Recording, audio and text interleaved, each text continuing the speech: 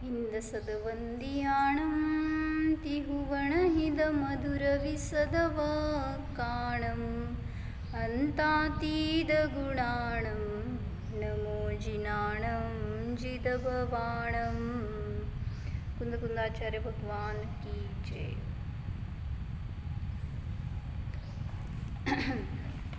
मोक्षशास्त्रमध्ये दुसऱ्या अध्यायात 5 भावांचं वर्णन सांगतो ते. तर त्याच्यामध्ये काल आपण बघितलं होतं की औदैहिक भाव कशाला म्हणायचं, काय औदैहिक भाव कशाला म्हणायचं. असं पक्क व्हायचं आता किती वर्ष झालं आपले 5 भाव चाललेत. सांगा महाराजींच्या भाषेत सांगा भैया, औदैहिक भाव कशाला म्हणायचं. कस उलट सांगा धनुश्री काकी. बरोबर, कर्माच्या उदयाचं निमित्त असताना जीवाला जे भाव होतात त्याला म्हणलं औदैहिक भाव. क्षायिक भाव कशाला म्हणायचं, बोला म्हणजे समजतंय आपल्याला. कर्माच्या क्षयाचं निमित्त असताना, कर्माच्या क्षयामुळं नाही, कर्माच्या उदयामुळं नाही. जर उदयामुळं जर औदैहिक भाव होऊ लागले तर नियमाने बंधालाच प्राप्त होणार, कोणी मुक्तच होणार नाही. म्हणून म्हटलं कर्माच्या उदयाचं निमित्त असताना जीव परिणाम करतो म्हणून औदैहिक भाव होतात, म्हणून बंधाला प्राप्त होतो. म्हणून उदयाचं निमित्त असताना होतात ते औदैहिक भाव. क्षायिक भाव कशाला म्हणलं, बोला बोला. कर्माच्या क्षयाच्या निमित्ताने जे जीवाला भाव होतात, निमित्त असताना जे काय भाव होतात ते क्षायिक भाव. क्षयक्षमिक भाव कशाला म्हणलं, क्षयोक्षमाचं निमित्त असताना जे भाव होतात ते क्षयक्षमिक भाव. औक्षमिक भाव कशाला म्हणलं, कर्माच्या उपशमाचं निमित्त असताना जे भाव होतात त्याला म्हटलं औक्षमिक भाव. सगळं परिभाषा झालेत आपले. उपशम म्हणजे काय, ते कर्म थोडे वेळ थांबले, तुम्हाला त्रास द्यायचे पण नष्ट झाले नाहीत, पण सत्वात आहेत अजून, तर त्यांना फक्त थांबवले, त्याला म्हणलं उपशम. मग ते उपशमित असताना तुम्ही जे काय निर्मळता तुमच्यामध्ये प्रगट झाली त्याला म्हणलं औक्षमिक भाव. तसं पारिणामिक भाव कशाला म्हणलं,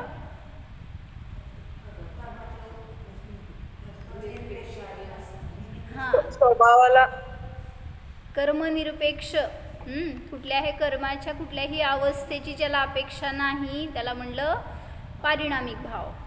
तर असं सांगतायत की या 5 भावापैकी पहिले 4 भाव आहेत तो म्हणजे आपला स्वभाव नाही.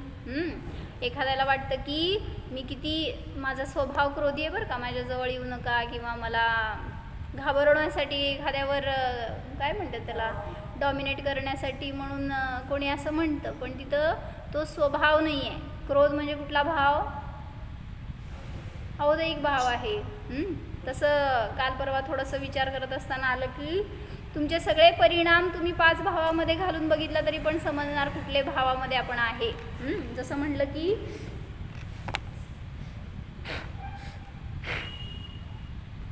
आपण इथे असं म्हणू शकतो का, जीवाच्या परिणामामुळे जे कर्मांचा उपशम होतो, उपशम म्हणजे औक्षमिक मध्ये, ते औक्षमिक भाव असं पण म्हणू शकतो ना.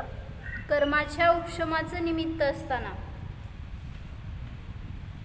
काय म्हणला तुम्ही, जीव बसला ध्यानामध्ये, त्यांनी परिणाम केले, जीवाच्या परिणामामुळे ते कर्मांमध्ये उपशम झाला असं म्हणू शकतो का, असं लावू शकतो पाहिजे. मुळं पण नाही ना, मुळे पण नाही.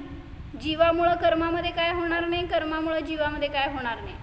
म्हणजे मी काल तुम्हाला म्हटलं निमित्तच, दोन्हीकडे पण निमित्त.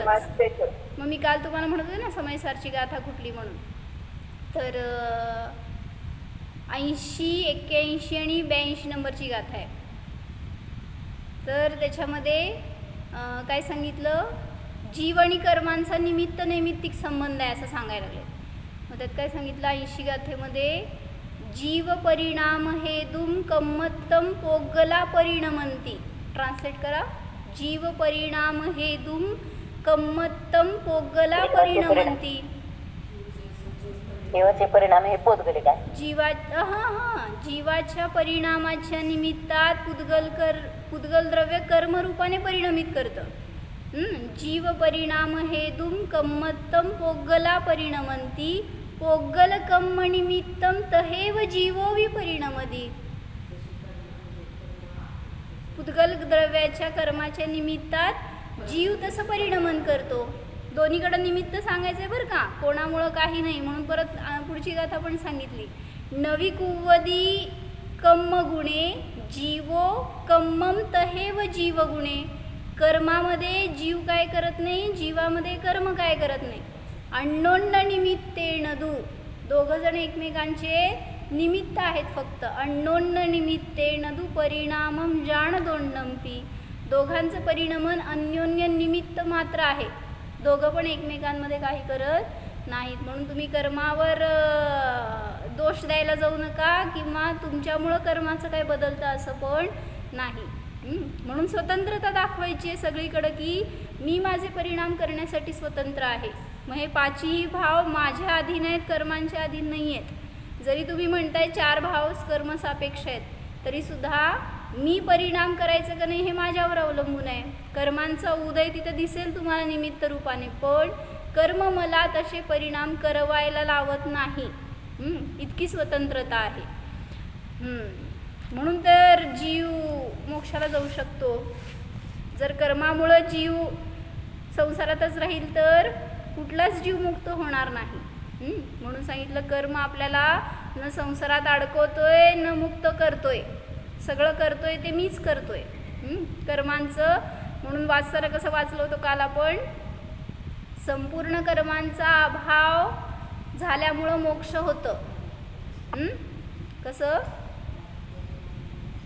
मी असा पुरुषार्थ केला त्याच्या निमित्तात जी विशुद्धी प्रगट झाली म्हणून तिथं 8 कर्मांचा अभाव झाला. कर्मांनी सोडलं म्हणून मी मुक्त झालो असं नाही. कर्म सोडणारे नसतात, कोणावर दया करत नाहीत कर्म. हा चांगला आहे, ह्याला नको धरायला, ह्याला जाऊ देत मोक्षाला. कर्माला न दया आहे न माया आहे न कशाय आहेत, काय म्हणायचं, न ते कोणाबद्दल वैरभाव आहे. जड आहेत ते तर, त्याच्यामध्ये काय कोणाच्याबद्दल भाव असं नाही. भाव करणारा मी आहे. म्हणून सांगितलं पुरुषार्थ स्वतःमध्ये करा. भैया ते सगळे मुंग्या माझ्याकडे आले आता उठायले. तर पुढं 185 पानावर वाचतोय आपण. जीव का कर्तव्य मोक्षशास्त्रमध्ये 185 नंबरचं पेज आहे, त्याच्यावरचं थोडंसं प्रकरण वाचतोय. जीव को तत्वादि का निश्चय करने का उद्यम करना चाहिए. उससे औपशमिकादि सम्यक्त्व स्वयं होता है. द्रव्य कर्म के उपशमादि पुद्गल की शक्ति है. जीव उसका करता हरता नहीं है. द्रव्य कर्मांचा उपशम होणं हे पुद्गलाच्या अधीन आहे. जीव त्याचा उपशम करतो असं नाही. पुरुषार्थपूर्वक उद्यम करना जीव का काम है. जीव को स्वयं तत्व निर्णय करने में उपयोग लगाना चाहिए. तुम्ही करायचे काय हो? कर्मापासून, त्या दुःखापासून, या संसारापासून मुक्ती मिळवायची तुम्हाला काय करायचंय? असं इथं 4 भिंतीमध्ये बाहेर गेल्यावर सगळी विषमता. इथं म्हणते समता ठेवायची, बाहेर गेल्यावर जैसे थे.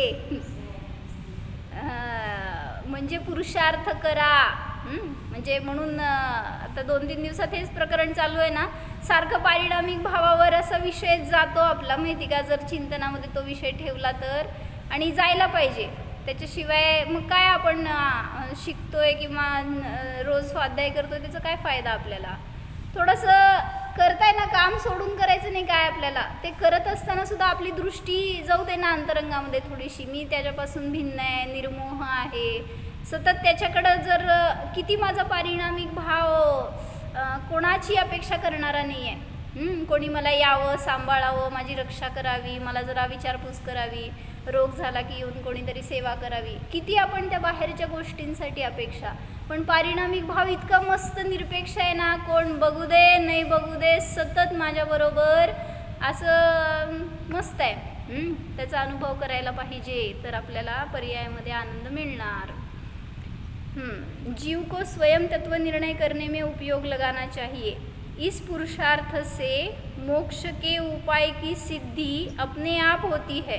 म्हणून दुपारी छडाला जरी घ्यायलोय ना तरी सुद्धा मला त्याची दृष्टी यायला लागली आहे. म्हणजे त्यांना माहीत नाही आता समोरच्यांना तो विषय, पण काय म्हणायचं सतत उपयोग असाच राहतोय की पारिणामिक भाव सोडून काय करतोय. म्हणजे ते जे सांगतोय करतोय सगळ्यामध्ये पारिणामिक भावच आहे, पण ते वेगळ्या रूपाने वेगवेगळ्या ठिकाणी एक्सप्लेशन असतं. त्यामुळं बाहेर फिरावं लागतं आजूला बाजूला पारिणामिक भावाच्या. जब जीव पुरुषार्थ के द्वारा तत्व निर्णय करने में उपयोग लगाने का अभ्यास करता है तब उसकी विशुद्धता बढ़ती है, कर्मों का रस स्वयंहीन होता है और कुछ समय में जब अपने पुरुषार्थ द्वारा प्रथम औपशमिक भाव से प्रतीति प्रकट करता है तब दर्शन मोह का स्वयं उपशम हो जाता है. काय कळलं? पुरुषार्थ करतोय जीव स्वतःमध्ये आणि त्यावेळेस तिथं त्याच्या विशुद्धीच्या निमित्तामध्ये ते दर्शन मोह सहज उपशमित होऊन जातात. जीव का कर्तव्य तो तत्व निर्णय का अभ्यास है. जब जीव तत्व निर्णय में उपयोग लगाता है तब दर्शन मोह का उपशम स्वयमेव हो जाता है. कर्म के उपशम में जीव का कोई भी कर्तव्य नहीं है. काय म्हणले? कर्मांच्या मध्ये फेरफार करण्याची जीवाची शक्ती नाही. म्हणून कुठल्याही रूपाने असू देत, घरामध्ये आपल्याला वेगवेगळे उदय असतात, ते उदय फिरवण्याचं कार्य करता का नाही हो तुम्ही? संकट येणारे माहीत आहे, जाऊ दे तुम्हाला काय म्हणतात, ऑडिट असेल किंवा रेट पडणार असेल, हे थोडंसं कळतं म्हणतात ना आधी, का नाही? अचानक कसं असतं. मग ते जर समजा चालू आहे कुठेतरी आजूला बाजूला म्हणल्यावर आपल्यावर पण येईल कदाचित, असं म्हणल्यावर तुम्ही प्रिपेअर्ड असता ना त्याच्यासाठी थोडंसं. पण त्याला बदलवू शकता का हो त्या उदयांना? किती तुम्ही आधी त्याची तयारी केली तरी सुद्धा जर उदय येणार असतील तर ते बदलू शकत नाहीत.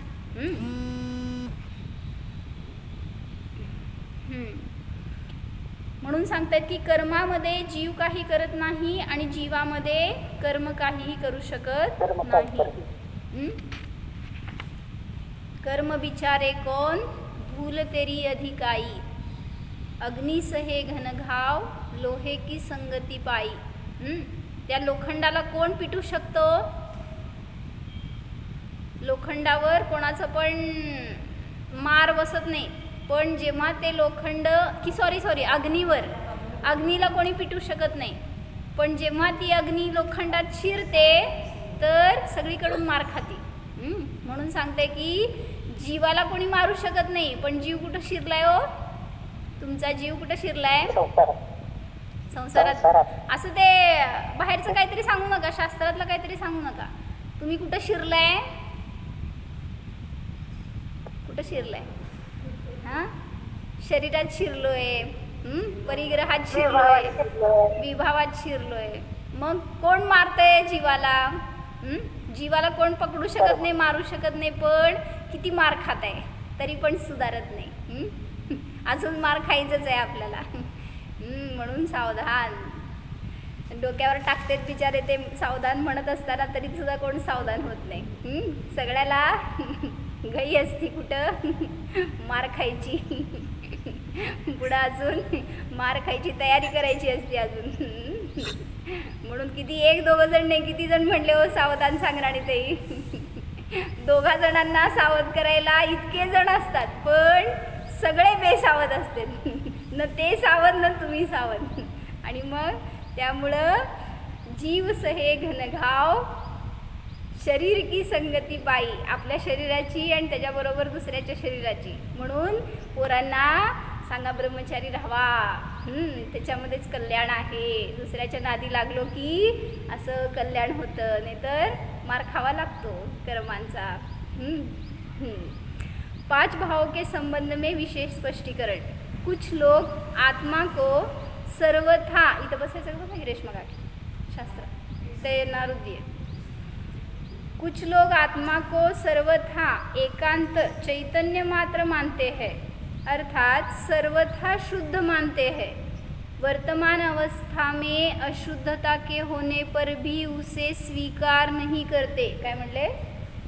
वर्तमानामध्ये तुम्ही शुद्ध आहे का अशुद्ध आहे कसं सांगायचं सांगताना कथनचित, त्याच्याशिवाय बोलायचं नाही. अनेकांत आहे ना, पकडला जाऊ नये कोणाकडनं.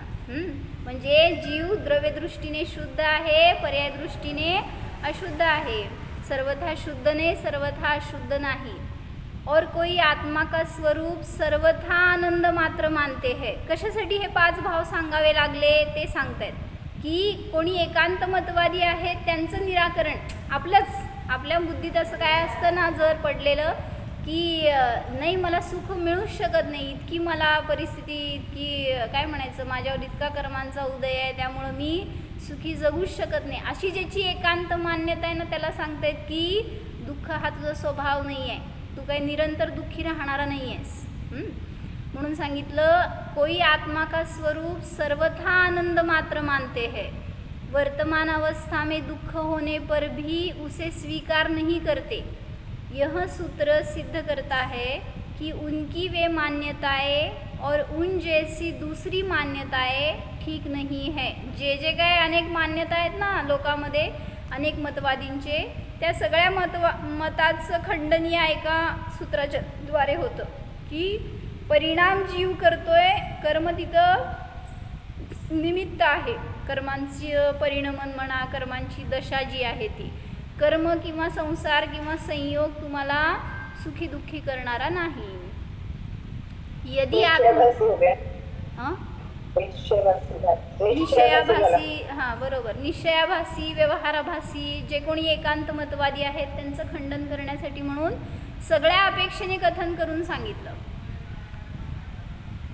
यह सूत्र सिद्ध करता है कि उनकी वे मान्यताएं और उन जैसी दूसरी मान्यताएं ठीक नहीं है. यदि आत्मा सर्वथा शुद्ध ही हो तो काय झालं असतं सांगा? जर सर्वथा आत्मा शुद्ध असता तर काय झालं असतं? मोक्ष संसार भेद राहिला नसता, मोक्षाचा अभाव झाला असता. किंवा संसार मोक्ष किंवा काय म्हणायचं संसारी मुक्त कुठलं भेदच झाला नसता जीवामध्ये जर सर्वथा शुद्ध असता तर. बंध मोक्ष किंवा काय सात तत्व ह्यांचं काय सगळा लोप झाला असता. यदि आत्मा सर्वथा शुद्ध ही हो तो संसार, बंध, मोक्ष और मोक्ष का उपाय इत्यादि सब मिथ्या हो जाएंगे. आत्मा का त्रैकालिक स्वरूप और वर्तमान अवस्था का स्वरूप अर्थात द्रव्य और पर्याय से आत्मा का स्वरूप कैसा होता है सो यथार्थतया यह 5 भाव बतलाते हैं. एका वेळी द्रव्य रूपाने पण आहे जीव आणि पर्याय रूपाने पण परिणमन करतोय. म्हणजे पर्यायामध्ये जरी तुमची अशुद्धी आहे, दुःख आहे, काय म्हणायचं वेगळे उदय चालू आहे, तरी सुद्धा द्रव्य दृष्टीने प्रत्येक समयामध्ये तुम्ही नित्य ज्ञाताच आहे, नित्य सुखीच आहे, ह्याचं वेदन करण्यासाठी म्हणून. मग ते काल उदाहरण दिलं ना त्यांनी, काय पाण्याचा फॉर्म्युला काय हो? H2O. आम्हा पण सांगतात ना नेहमी, OH होत नाही, HO होत नाही, म्हणजे काय हो की आता ते म्हणजे काय विचारायला लागल्यात. IH म्हणजे हायड्रोजन, माहिती आहे की नाही हो? तुम्हाला पण माहिती आहे. म्हणजे त्यांचा पारिणामिक भाव त्यांच्यामध्ये जसाच्या तसा राहतो. भलेही ते मिक्स झाले, तुम्ही पाणी झालं म्हटला, त्यांचा संयोग झाला, तरी सुद्धा ऑक्सिजन रूपानेच त्याचा पारिणामिक भाव आणि हायड्रोजन त्याच्या रूपानेच स्वभाव त्याचा. जरी मिक्स होऊन त्यांची ती दशा प्रगट झाली आहे तरी सुद्धा एकमेक होत नाहीत. परत पुढं जाऊन सांगितलं H2O आहे, जर ते पाणी थंड आहे तर त्याचा फॉर्म्युला H2O. गरम झाल्यावर गरम पाण्याचा फॉर्म्युला काय? होय, कोण आहे ते? सायंटिस्ट आहेत का? गरम झाल्यावर पाणीचा फॉर्म्युला काय असतो? तेच असतो. म्हणजे पर्याय फक्त बदलली आहे ना. आता तिकडं समजते आपल्याला त्याच्या बाबतीमध्ये. त्याचा जरी कुठलीही बाहेरून दशा असेल तरी सुद्धा त्याचं काय म्हणायचं स्वरूप बदलत नाही. मग तसंच जीव आहे तो शांत असताना, सुखी असताना फॉर्म्युला काय हो जीवाचा? ज्ञाताद्रष्टा. आता क्रोधी झाल्यावर सांगा फॉर्म्युला काय हो. आता माझ्यासमोर सांगायचं नाही बरं का, मी आपलं तुम्हाला सगळं जीवनामध्ये उतरवण्यासाठी विचारायला लागले. हां, जेव्हा अशांती असती परिणामामध्ये त्यावेळेस जीवाचा फॉर्म्युला काय, असं ठेवा की लिहून कुठेतरी घरामध्ये, काय जीवाचं स्वरूप नियमाने ज्ञाताद्रष्टाच आहे. मग तुम्ही खावा प्या क्रोध करा काय शांत राहा, कुठलीही बाहेर अवस्था असू दे तरी सुद्धा त्याच्यामध्ये जीव बदलत नाही. तसं सगळ्या गोष्टींमध्ये अभव्य आहे तो, दुसऱ्या रूपाने परिणामत नाही. आपण त्याचं पण बघितलं होतं अभव्य. हां, अभव्याचं काय झालं मग. अभव्य जीव सुद्धा त्याचं सुद्धा स्वरूप कसं आहे हो.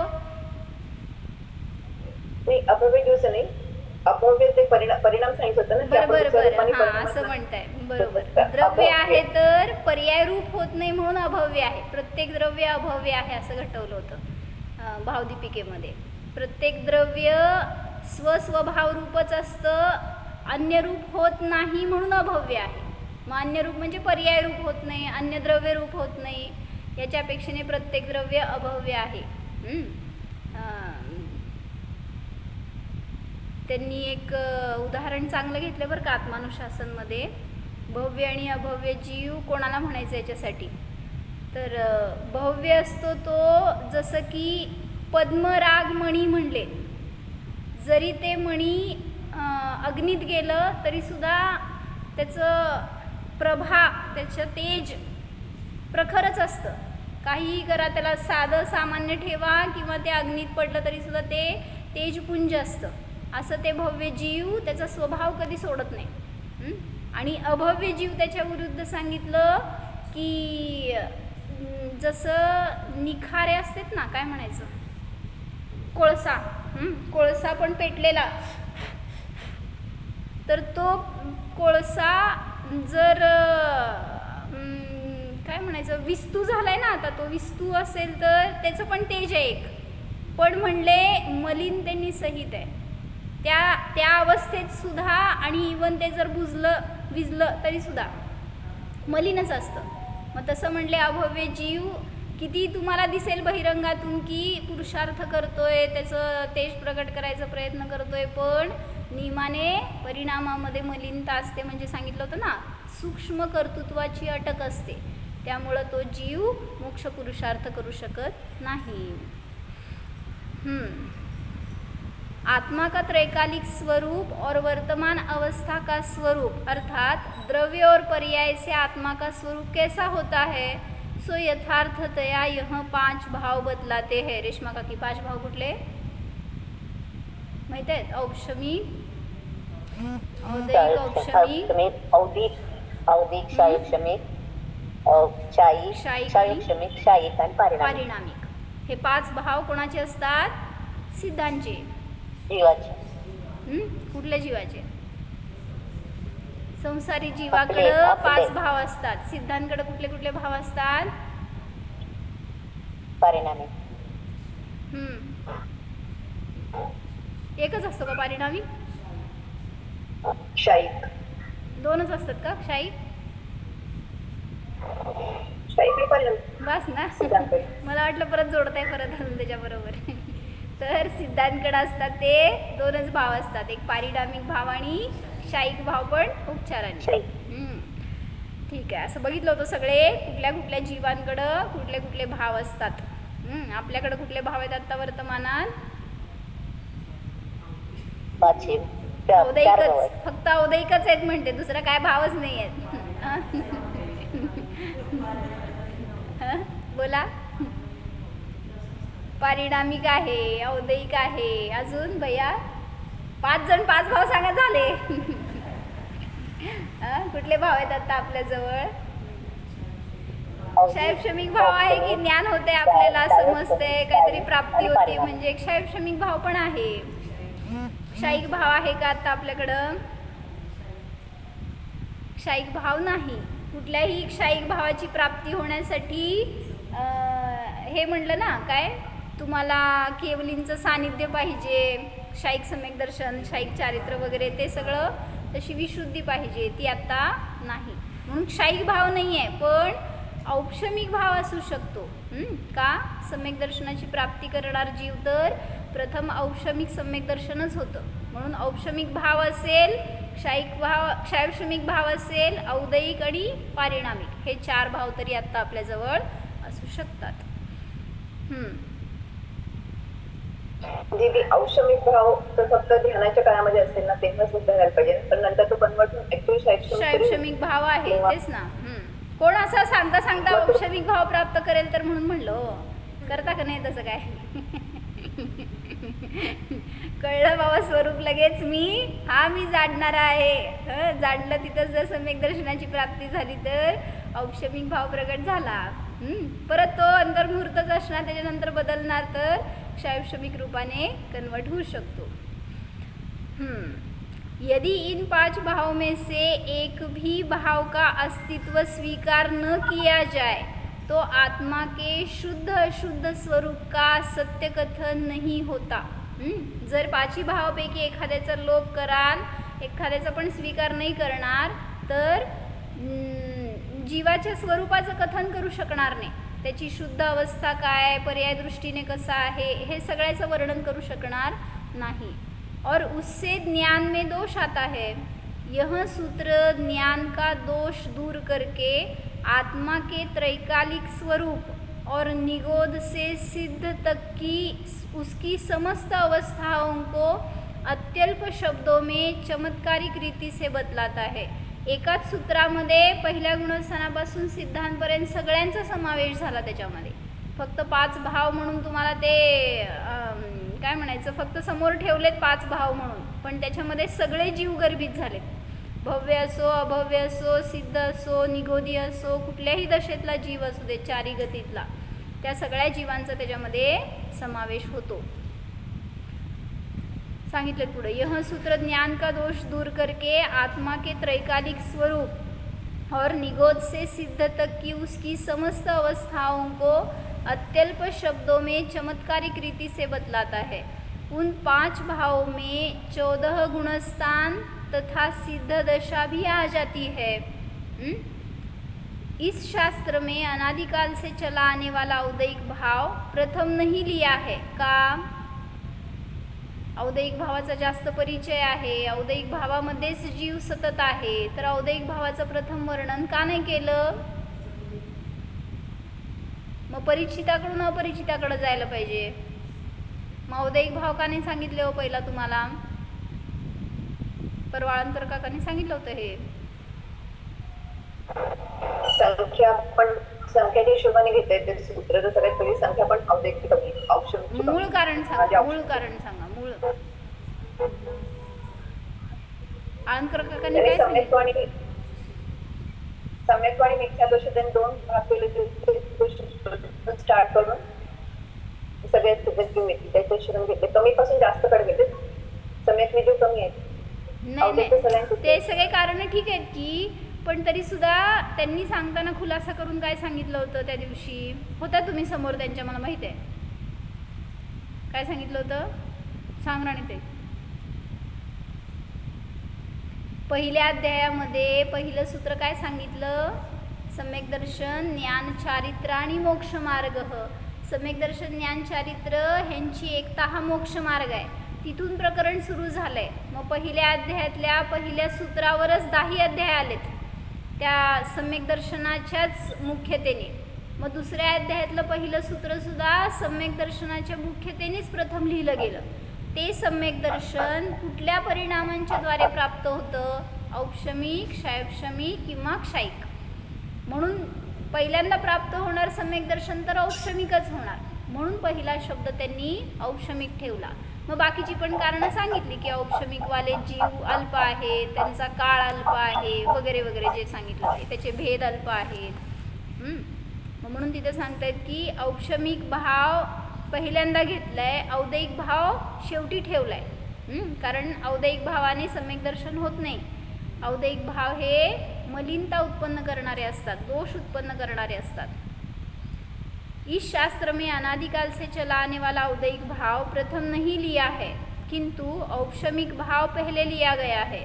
यह ऐसा सूचित करता है कि इस शास्त्र में स्वरूप को समझने के लिए भेद बतलाए गए हैं, तथापि भेद के आश्रय से अर्थात औदैहिक, औपशमिक, क्षायपशमिक या क्षायिक भावों के आश्रय से विकल्प चालू रहता है। अर्थात अनादिकाल से चला आने वाला औदैहिक भाव ही चालू रहता है। काय कळलं? भेदाच्या आश्रयाने हे सगळे भाव सांगायला लागलेत, औदैहिक, औपशमिक, क्षायपशमिक आणि क्षायिक भावों के आश्रय से विकल्प चालू रहता है। अर्थात अनादिकाल से चला आने वाला औदैहिक भाव ही चालू रहता है, इसलिए उन भावों की ओर काल आश्रय छोड़कर ध्रुव रूप पारिणामिक भाव की ओर लक्ष्य करके एकाग्र होना चाहिए। ह्या 4 भावांकडेच आपला उपयोग जात आहे, म्हणून तो उपयोग बदलण्यासाठी, पारिणामिक भावाला लक्ष्य करण्यासाठी म्हणून या सूत्रामध्ये खुलासा केला गेला है। ऐसा करने पर पहले औपशमिक भाव प्रकट होता है और क्रमशः शुद्धता के बढ़ने पर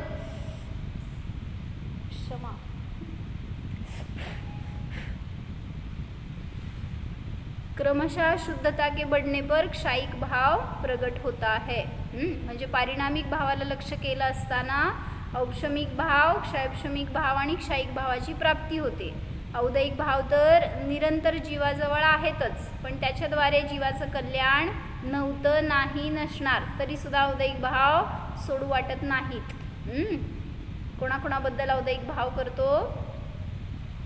शरीर तर एक क्षेत्रावगा हात जोडलेला आहे, त्याच्याविषयी तर आहेतच, पण ते सोडून अन्य सगळ्या गोष्टींबद्दल औदैहिक भाव असतात। एक्झाम्पल सांगा। सगळ्यांचे औदैहिक भाव ऐकले तर अनेक प्रकारचे औदैहिक भाव होतील। एक ग्रंथ तयार होईल औदैहिक भावाचा। कसले औदैहिक भाव केले सांगा सकाळपासून आतापर्यंत? असं परीक्षण करा म्हणते आम्हा। आपण जे परिणाम केलेत ना, तर त्याच्यामध्ये कुठल्या कुठल्या प्रकारचे आपण कर्म बांधले असतील, कुठले परिणाम केले असतील, जरासं म्हणजे एकदा असं आम्हानी सांगितलं होतं बरं का सगळ्यांना। म्हणले सकाळपासून दुपारी प्रवचन होतं, सकाळपासून दुपारपर्यंत काय काय तुम्ही भाव केलेत ना लिहून आणा म्हणले। ते लिहिल्यावर वाचलं तर तुम्हालाच लाज वाटेल आपण असले कसले भाव केले म्हणून ॲटलिस्ट त्याच्या निमित्तात तरी स्थितीकरण होईल। असं क्रोध केला, काहीतरी कोणाबद्दल ईर्ष्या केली, कोणाबद्दल तरी विचित्र विचित्र भाव असतात, काय अनावश्यक तर असे इतके परिणाम असतात की मग ते बघून तरी ॲटलिस्ट आपलं आपण ते दुसऱ्याला वाचायला द्यायचं म्हणजे तर आनंदच। आपण लिहिलेले दुसऱ्यांनी वाचायचे आणि दुसऱ्याचे आपण वाचायचे म्हणजे लिहायला सुद्धा काय विचार करावा लागेल, हात थरथरेल ना, पण परिणाम थरथरत नाहीत, शब्द सुटत नाहीत। बरोबर आहे, असे अनेक अनेक गोष्टी होतात जेव्हा आपण आपले, म्हणून म्हणलं ना परीक्षण आवश्यक आहे। आम्हा नेहमी सांगतात आत्मपरीक्षण करा, त्याच्या निमित्तात उद्धार आहे, अन्यथा आहे परत चतुर्गती भ्रमण तर कोणाचं सुटलंय। वर्तमान पर्याय और उसके अतिरिक्त जो द्रव्य सामान्य तथा उसके गुणों का सादृश्यतया त्रिकाल ध्रुव रूप से बने रहना, ऐसे 2 पहलू प्रत्येक द्रव्य में है। आत्मा भी एक द्रव्य है, इसलिए उसमें भी ऐसे 2 पहलू है। उनमें से वर्तमान पर्याय का विषय करने वाला पर्यायर्थिक नय है। इस सूत्र में कथित 5 भाव में से औपशमिक, क्षायिक, क्षयपशमिक और औदैहिक, यह 4 भाव पर्याय रूप वर्तमान अवस्था मात्र के लिए है, इसलिए वे पर्यायर्थिक नय का विषय है। उस वर्तमान पर्याय को छोड़कर द्रव्य सामान्य तथा उसके अनंत गुणों का जो सादृश्यतया त्रिकाल ध्रुव रूप स्थिर रहना है, उसे पारिणामिक भाव कहते हैं। उस भाव को कारण परमात्मा, कारण समय सार या न्यायक भाव भी कहा जाता है। वह त्रिकाल सादृश्य रूप होने से द्रव्यार्थिक नय का विषय है। यह दोनों पहलू, पर्यायर्थिक नय का विषय और द्रव्यार्थिक नय का विषय, दोनों एक होकर संपूर्ण जीव द्रव्य है, इसलिए वे दोनों पहलू प्रमाण के विषय है। इन दोनों पहलुओं का नय और प्रमाण के द्वारा यथार्थ ज्ञान करके जो जीव अपनी वर्तमान पर्याय को अपने अभेद त्रैकालिक पारिणामिक भाव की ओर ले जाता है, उसे सम्यक दर्शन होता है। वह क्रमशः स्वभाव के अवलंबन से आगे बढ़कर मोक्ष दशारूप क्षायिक भाव को प्रगट करता है. म्हणजे 5 भावाचं स्वरूप समजून तुम्हाला लक्ष करायचं आहे तर पारिणामिक भावालाच, अन्यथा 4 भाव रूपाने तर सतत परिणमन केलं आहे. त्या रूपानेच आपले विकल्प आहेत, पण ते म्हणजे माझं स्वरूप नाही, ते म्हणजे माझ्यासाठी आश्रयभूत नाही, तर पारिणामिक भावच आश्रयरूप आहे. असं समजून पहिलं सूत्र आपल्या जीवनात परिवर्तन करणारं आहे. काय सांगितलं आम्ही? औक्षमिक भाव का पहिल्यांदा ठेवला सूत्रामध्ये? औदैहिक भाव परिचित आहे, मग औदैहिक भाव पहिल्यांदा सांगायला पाहिजे होता, पण औक्षमिक भाव का सांगितला? मग जे परिचित नाही त्याला समजणार कसं? मग त्याची कारणं त्यांनी अनेक घेतली आहेत बरं का. 5 भावांचा क्रम हाच का ठेवला आहे, म्हणजे सूत्रामध्ये हाच क्रम का ठेवला आहे, ह्याच्यासाठी ते तत्त्वज्ञान विवेचिकामध्ये त्यांनी अनेक कारणं सांगितली आहेत. की औक्षमिक भावाचे भेद अल्प आहेत, 2च भेद आहेत, बाकी पुढच्या भावांचे भेद जास्त आहेत. औक्षमिक भावाला जीवांची संख्या कमी आहे, औक्षमिक भावाचा काळ कमी आहे, असे अनेक कारणं त्यांनी घेतली आहेत. प्रथम होताना औक्षमिक भावच होतो असं त्यांनी सांगताना सगळे अनेक कारणं सांगितलेत. की 5 घेतलं होतं आपण एक दिवस हे प्रकरण, 5 भावाचं सूत्र असंच का ठेवलं, म्हणून ते समजून सुद्धा. आणि पहिल्यांदा होणार तर औक्षमिक सम्यक दर्शनच होतं, मग क्षायक्षमिक आणि मग क्षायिक होतं, मग त्यासाठी म्हणून सुद्धा औक्षमिक भाव प्रथम ठेवला. मग मोक्षाचा अधिकारी आहे तो भाव म्हणून औक्षमिक भावाचं कथन केलं, कारण तत्वार्थ सूत्र सम्यक दर्शनाच्या मुख्यतेने लिहिला गेलेला ग्रंथ आहे. मग पहिल्या सूत्रापासून ते सगळे 10 सूत्रापर्यंत सम्यक्त्वाचाच महिमा आहे पूर्ण सगळ्या सूत्रांमध्ये. आणि मग त्यामुळे दुसऱ्या अध्यायामध्ये सुद्धा पहिल्या सूत्रात सम्यक दर्शन कसं प्राप्त होतं ह्याच्यासाठी पहिले 3 भाव सांगितले, म्हणून औदैहिक भाव शेवटी ठेवला, जो की बंधाला कारण आहे, आणि हे 3 भाव आहेत ते मोक्षाला कारण आहेत. म्हणून समजून औक्षमिक भावाला, पारिणामिक भावाला विषय करा तर औक्षमिक भाव क्षायक्षमिक भावाची आपल्याला सुद्धा प्राप्ती होऊ शकते. हो जाणा अनादि अनंत शुद्ध पारिणामिक भाव जाणा. पहा, या स्वभावामध्ये कोणतेही दोष नाहीतच, कर्मांचे उदय नाहीतच,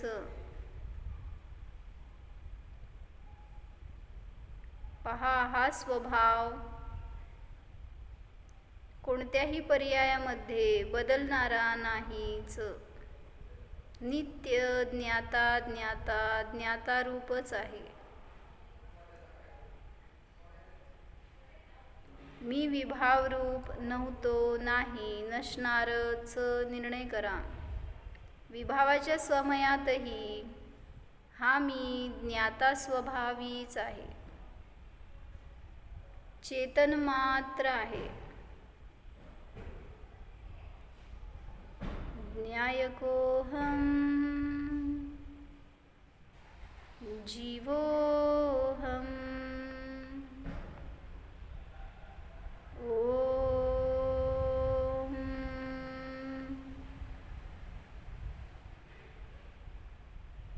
विसर्ज. नमो